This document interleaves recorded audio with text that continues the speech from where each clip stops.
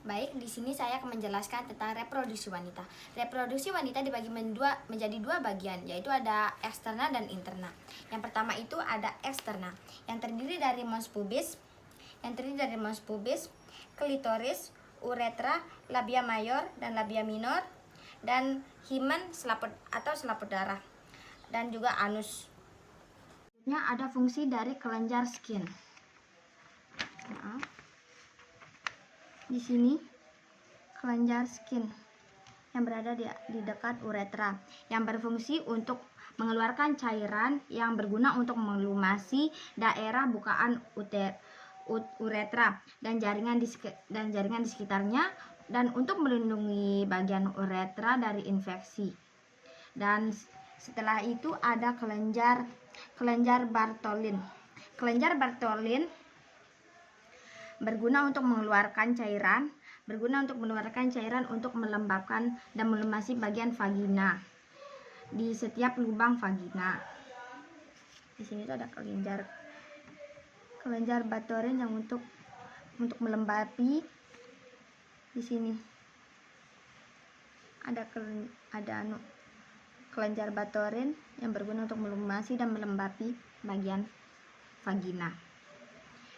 Perbedaannya itu di kelenjar skin yang berdekatan dengan uretra yang berguna untuk melumasi uretra, dan kelenjar Bartholin ini berguna untuk melumasi vagina.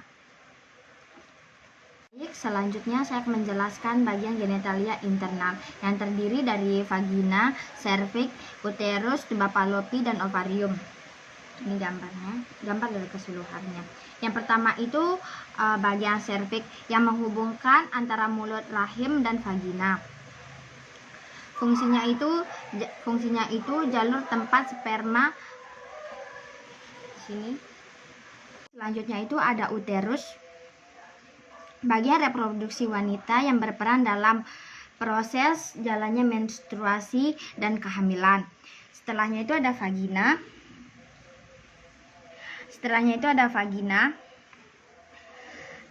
Vagina, saluran yang terbentuk dari otot yang menyambung dan leher rahim, serviks, dan mulut vagina. Bagian vagina inner layer, lapisan dalam jaringan ikat, muscle layer, lapisan otot, dan sebagai jalan lahirnya pada bayi dan tempat keluarnya darah menstruasi. Kemudian ada tuba fallopi, saluran dengan panjang 10-3 cm, diameter 1 cm yang menghubungkan antara indung telur atau ovarium dan rahim. Fungsi dari tuba fallopi sebagai tempat jalannya sel telur dari ovarium yang menuju rahim saat ovulasi, dan sebagai tempat bertemunya sel telur dan sel sperma pada saat pembuahan. Dan yang terakhir itu ada ovarium, organ reproduksi wanita yang berfungsi untuk memproduksi sel telur dan hormon. Fungsinya tempat pembentukan ovum dan sel telur dan menghasilkan hormon estrogen dan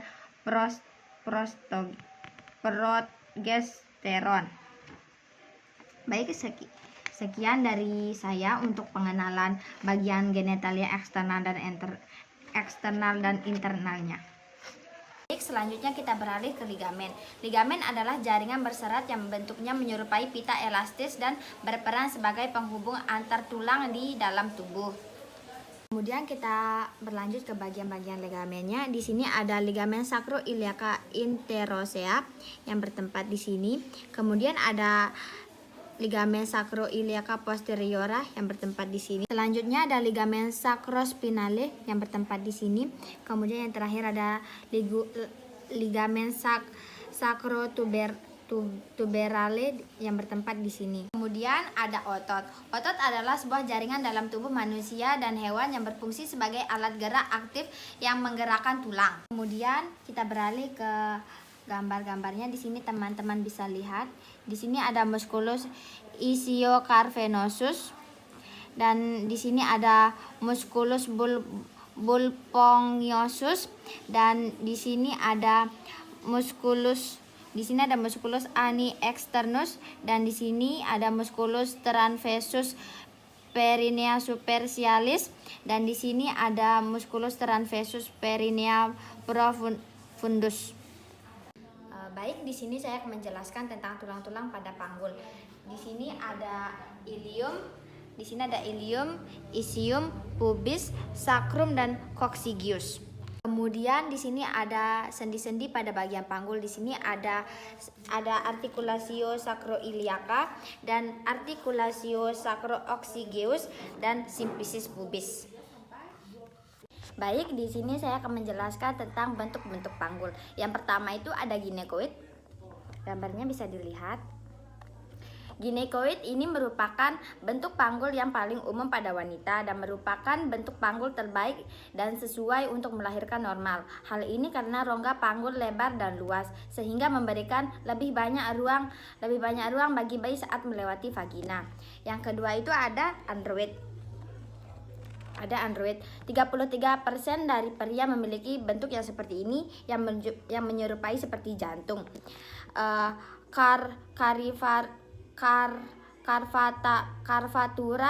Karvatura sacrum hampir lurus, dan angulus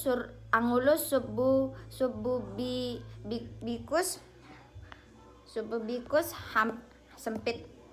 Dan yang ketiga itu ada anthropoid. Panggul anthropoid memiliki bentuk yang memanjang dan lebih luas dari panggul android. Namun bentuk ini masih lebih sempit dari panggul ginekoid.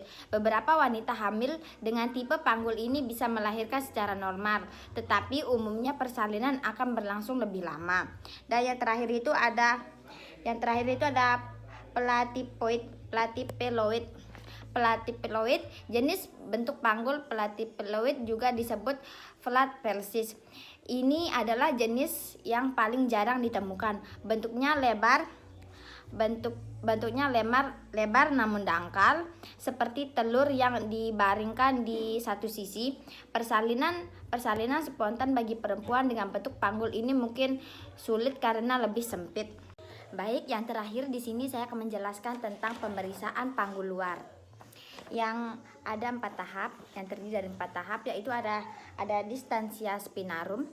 Adalah pemeriksaan yang dilakukan pada spina iliaca superior interior. Jarak normal distansia spinarum ini adalah 23 sampai 26 cm. Dan yang kedua itu ada distansia clistarum.